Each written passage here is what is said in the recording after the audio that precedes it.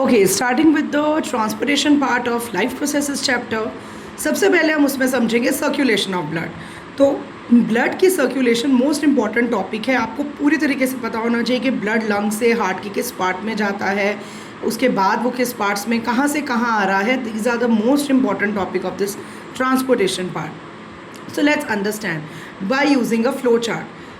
ये flow chart body में circulation of blood plus double circulation जो क्वेश्चन आएगा, जिसके अंदर टू पार्ट्स हैं। जो लंग्स से जो भी चीज़ लंग से हार्ट में आती है, हार्ट से लंग में जाते हैं, we refer it as pulmonary.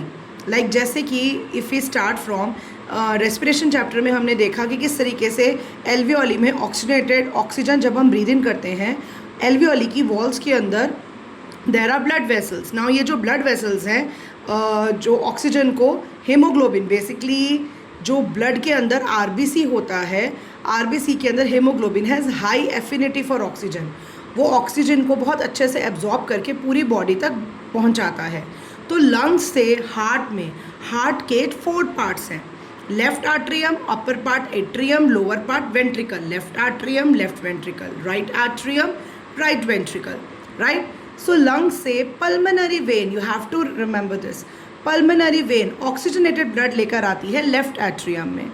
Left atrium में जब लेफ्ट एट्रियम कॉन्ट्रैक्ट करता है तो ये बाइकस्पिड वॉल्व ओपन हो जाती है। लेफ्ट साइड पे बाइकस्पिड वॉल्व है। वॉल्व का काम होता है कि वो बैक फ्लो नहीं होने देती। एक बार ब्लड लेफ्ट एट्रियम से लेफ्ट वेंट्रिकल में आ गया तो उसको वो बैक फ्लो नहीं होने देगी। तो लेफ्ट एट्रियम कॉन्ट्रैक्ट होती है तो ब्लड जो है वो लेफ्ट एट्रियम से लेफ्ट वेंट्रिकल में पहुंच जाता है, राइट। बाइकस्पिड वॉल्व ओपन हो जाती है। और लेफ्ट वेंट्रिकल में actually we have a valve. यहाँ पर हमने 2 वॉल्व्स बताई हैं एक्चुअली। वो अभी आपको सीबीएसई के सिलेबस में इतना नहीं है, but there are other valves जो, जैसे लेफ्ट वेंट्रिकल जब कॉन्ट्रैक्ट होगा तो यहाँ पर भी एक वॉल्व होती है। लेफ्ट वेंट्रिकल जब कॉन्ट्रैक्ट होता है तो सारा का सारा ब्लड मेन आर्टरी एओर्टा से ऑक्सीजनेटेड ब्लड सारा का सारा बॉडी ऑर्गन तक पहुँचा दिया जाता है, राइट। लंग्स से पल्मनरी वेन ऑक्सीजनेटेड ब्लड लेकर आएगी लेफ्ट एट्रियम में। बाइकस्पिड वॉल्व ओपन होगी, लेफ्ट एट्रियम कॉन्ट्रैक्ट होगा। कॉन्ट्रैक्ट होने से ब्लड लेफ्ट एट्रियम से लेफ्ट वेंट्रिकल में आ जाएगा। लेफ्ट वेंट्रिकल जब कॉन्ट्रैक्ट होगा तो सारा का सारा ब्लड एओर्टा जो हमारी मेन आर्टरी है उससे ऑक्सीजनेटेड ब्लड सारा का सारा चला जाएगा बॉडी ऑर्गन्स में। अब बॉडी ऑर्गन्स में रेस्पिरेशन होती है। सो रेस्पिरेशन के ड्यूरिंग रेस्पिरेशन CO2 गैस जो है वो बाहर रिलीज़ की जाती है, उसको हम बोलते हैं डीऑक्सीजनेटेड ब्लड।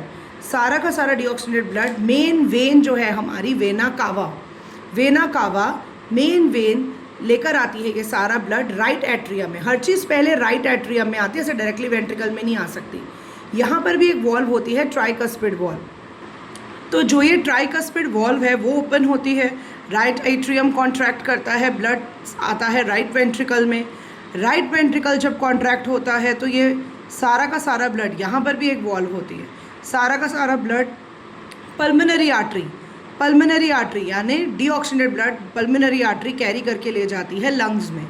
सो जो भी चीज़ लंग से हार्ट में आती है या जाती है उसको हम बोलते हैं पल्मनरी सर्कुलेशन। और जो ब्लड है हमारा वो वेंट्रिकल से निकल के बॉडी ऑर्गन्स में जाता है। और फिर वेंट्रिकल, वो जो डाउनवर्ड लोअर बॉडी का है वो है सिस्टमिक सर्कुलेशन। अपर पार्ट जो लंग से आता जाता है वो पल्मनरी सर्कुलेशन, और जो लोअर बॉडी से आता है वो है सिस्टमिक सर्कुलेशन। सो एक और चीज़ नोट करो, हमारी पूरी बॉडी में वेन्स जो हैं वो डीऑक्सीजनेटेड ब्लड कैरी करती हैं। सिर्फ एक ही पॉइंट ऐसा है यहाँ पर, जब लंग्स से एक ही बार जब लंग्स से लेफ्ट एट्रियम में ब्लड आता है वो पल्मनरी वेन लेकर आती है, पल्मनरी वेन ऑक्सीजनेटेड ब्लड लेकर आती है, राइट। और सिमिलरली आर्टरी जो है वो पूरी बॉडी में ऑक्सीजनेटेड ब्लड ही कैरी करती है। सिर्फ यही एक पॉइंट है जहाँ पर pulmonary artery deoxygenated blood carry करके लेकर जाती है लंग्स तक। सो ये पूरा आपका जो सर्कुलेशन है, सर्कुलेशन ऑफ ब्लड या डबल सर्कुलेशन क्यों बोलते हैं, क्योंकि हार्ट से ब्लड 2 बार सर्कुलेट होता है। एक बार एट्रियम में, फिर वेंट्रिकल से जाके फिर वापस एट्रियम में आता है, फिर राइट वेंट्रिकल में। दैट इज़ वाई इसको हम डबल सर्कुलेशन बोलते हैं। जो ओरिजिनल डायग्राम है हार्ट का वो ये है। अगर आपको डबल सर्कुलेशन एक्सप्लेन करने को आए then you can make that flow chart. Don't misinterpret, miss confuse it with this diagram के हार्ट का डायग्राम आया है तो वो वाला बना दे, that is a flow chart. Heart का डायग्राम इस तरीके से है, एज यू कैन सी ये auricle, ventricle, auricle, ventricle. Auricle left और राइट साइड को सेपरेट करने के लिए we have a wall partition that we call as septum, ये भी पता होना चाहिए। प्लस हार्ट को, हार्ट जो है एक बहुत ही डेलिकेट ऑर्गन है, तो हार्ट को एक लेयर है, प्रोटेक्टिव लेयर जो प्रोटेक्ट करती है, जिसको हम बोलते हैं पेरिकार्डियम। ये वन वर्ड क्वेश्चंस में भी आते हैं। And as you can see aorta जो है, जब आप हार्ट का डायग्राम ड्रॉ करो तो एओर्टा जो है वो जिसमें से सारा ऑक्सीजनेटेड ब्लड बॉडी ऑर्गन तक जाता है, वो ये आउटलेट है, ये वाला आउटलेट है। तो और टोटल हमारे पास 4 वॉल्व्स हैं, बट बेसिकली आपको valve 1, valve 2, left hand side पे valve 1 bicuspid valve, right hand side पे वॉल्व 2 ट्राइकस्पिड वॉल्व है। Apart from that also we have 4 valves, जो कि मैंने बताया था कि मेन आर्टरी से जब एओर्टा में, जब वेंट्रिकल से एओर्टा में ब्लड जाता है वहाँ पर भी एक वॉल्व है, और जब हमारा राइट साइड राइट वेंट्रिकल से जब पल्मोनरी आर्टरी में ब्लड जाता है वहाँ पर भी ये वॉल्व है, ये देखो पल्मोनरी आर्टरी। सो यहाँ पर आपका फुल हार्ट का जो डायग्राम है and flow chart and circulation of blood that we have discussed. Moving ahead with our textual explanation, transportation part का first para from text book. Heart is a muscular organ which is as big as our fist, हमारे fist के बराबर का size है उसका। Both oxygenated and carbon dioxide have to be transported by the blood. Heart के अंदर different chambers होते हैं ताकि oxygen rich blood carbon dioxide वाले ब्लड के साथ मिक्स ना हो जाए। Carbon dioxide rich blood has to reach the lungs, ताकि हम कार्बन डाइऑक्साइड को अपनी बॉडी से रिमूव कर दें। और oxygenated blood from the lungs has to be brought back to the heart, ताकि वो ऑक्सीजन रिच, मतलब हम जो ऑक्सीजन ब्रीद इन कर रहे हैं वो उसमें ब्लड के अंदर इन्फ्यूज़ हो जाए और पूरे बॉडी तक पहुंचा दी जाए। उसके बाद जो नेक्स्ट टॉपिक, ये वाला पूरा पैराग्राफ है, यही वो पैराग्राफ है जो मैंने अभी प्रीवियस पार्ट में पूरा फ्लो चार्ट, वो आपको वहीं से प्रिपेयर करना है, जो पूरा फ्लो चार्ट एक्सप्लेनेशन है, right. Moving ahead, oxygen enters the blood in the lungs. Now the separation of the right side and the left side of the heart is useful, ताकि वो ऑक्सीजनेटेड और deoxygenated blood को mix होने से बचाए, और वो सेप्टम है जो उसको अलग रखता है, प्लस हमारे ऑरिकल और वेंट्रिकल। सच सेपरेशन की वजह से high efficient supply of oxygen is possible. This is useful in animals that have high energy needs, जैसे कि बर्ड्स, मैमल्स, उनके एनर्जी नीड्स ज़्यादा होते हैं। और हम लोग वार्म ब्लडेड हैं, हम we adjust our body temperature according to our surrounding environment, so definitely we can not tolerate mixing.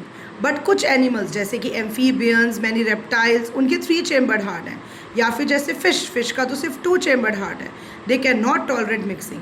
Fish में किस तरीके से होता है that they have only 2 chambered heart, blood जो है वो directly is pump to the gills, वहाँ पर ही वो ऑक्सीजन जो है ऑक्सीजनेटेड हो जाता है और फिर पूरी रेस्ट ऑफ द बॉडी तक पहुँचा दिया जाता है।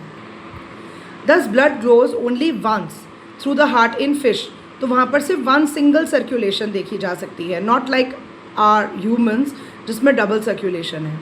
On the other hand it goes through the heart twice during each cycle, this is known as double circulation. So there is also a diagram, schematic representation of transportation and exchange of gas, oxygen and carbon dioxide।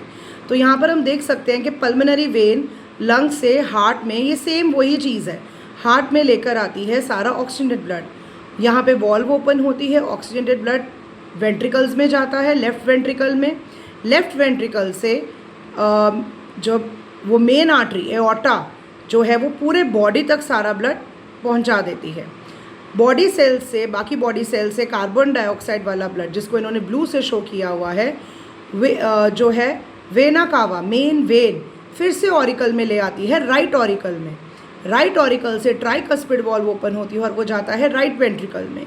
Right ventricle से फिर सारा का सारा pulmonary artery, सारा का सारा ये carbon dioxide वाला ब्लड फिर से लंग्स में चला जाता है ताकि हम उसको रिमूव कर सकें।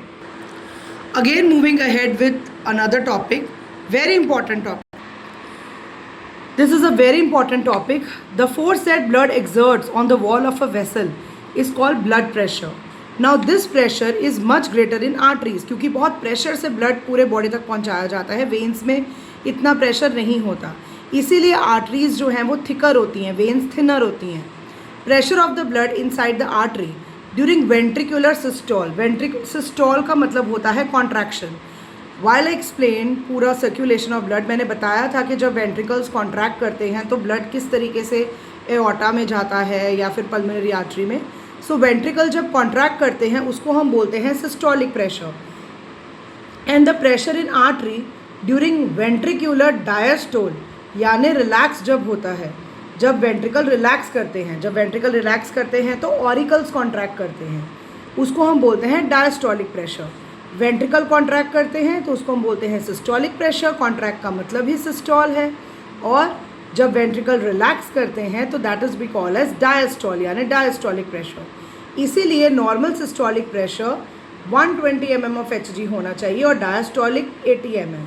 अगर आपका ब्लड प्रेशर 120 से ज़्यादा है, 180 है, 200 है, इट मीन्स दैट आप you are a high BP patient, आपको हाई ब्लड प्रेशर है।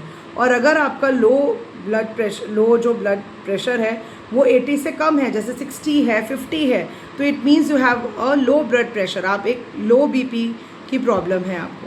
अब इन सब चीज़ों को मेजर करने के लिए it is measured with an instrument called sphygmomanometer. Sphygmomanometer high blood pressure को हम हाइपरटेंशन भी बोलते हैं, and it is caused by constriction of the arterioles. जब हम बहुत ज़्यादा फैटी फूड खाते हैं तो वो हमारी आर्टरीज़ के अंदर डिपॉजिट होता रहता है, जिसकी वजह से जो हमारी आर्टरीज़ की उसकी जो विड्थ है वो कम हो जाती है, जो डायमीटर है वो कम हो जाता है, जिसकी वजह से हार्ट को बहुत ज़्यादा वर्क करना पड़ता है, बहुत ज़्यादा पुश करना पड़ता है कि ब्लड उसमें से रिलीज़ हो। सो जिसकी वजह से कई बार बहुत ज़्यादा एक्सेसिवली ब्लॉक्ड है तो it can lead to rupture of an artery और इंटरनल ब्लीडिंग हो सकती है।